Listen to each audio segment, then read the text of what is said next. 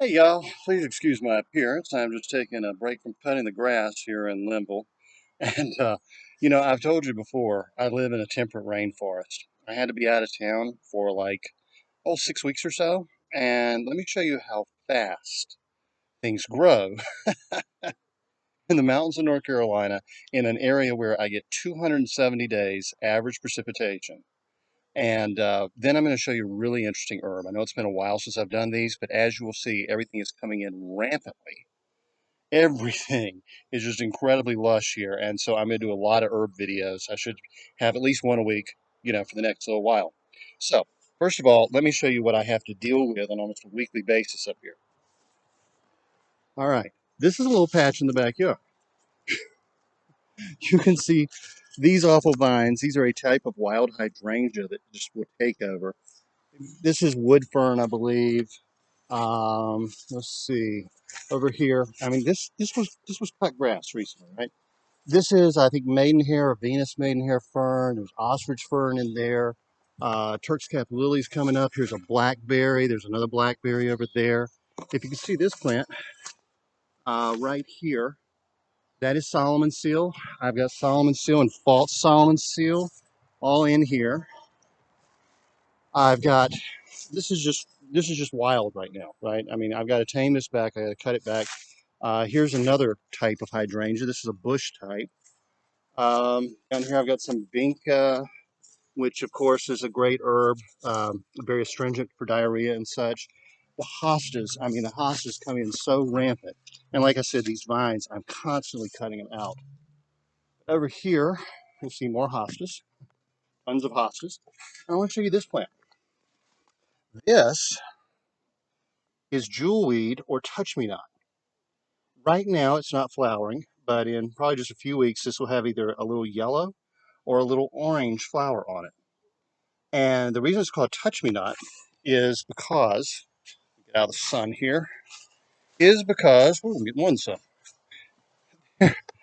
When the flower goes to seed, if you touch the seed pod, it just explodes. It sends out little seeds all over the place. You may be able to see that the stem of this plant is already bruised where I touched it. This is absolutely full of liquid. When this plant first comes up, it is a nice wild edible. The shoots, when they're, about that big, are like asparagus. As it gets more mature, this is the go-to remedy for poison ivy and poison oak. They actually did a bunch of studies back in the 50s and 60s and showed that if you rub the juice of this plant on your skin before being exposed to poison ivy or poison oak, you wouldn't get it. It reduced your chance of actually getting poison ivy by about 90%.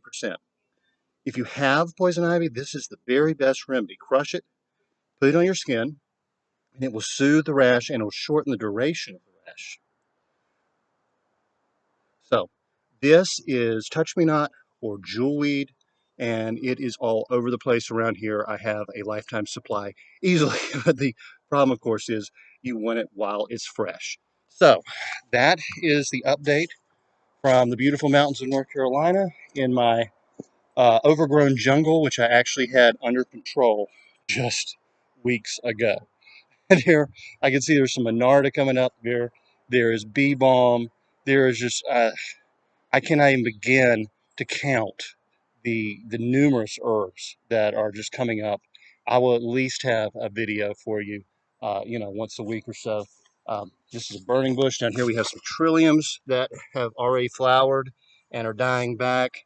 I could probably just spend, you know, uh, 10 minutes I can spend, if I spend 5 minutes on each of these plants that are medicinal and a lot of them are edible as well, I could stay here in this 110 square foot place and probably show you a couple of rabbits that are living right under this bush here too by the wild geranium, which is another very good medicinal herb.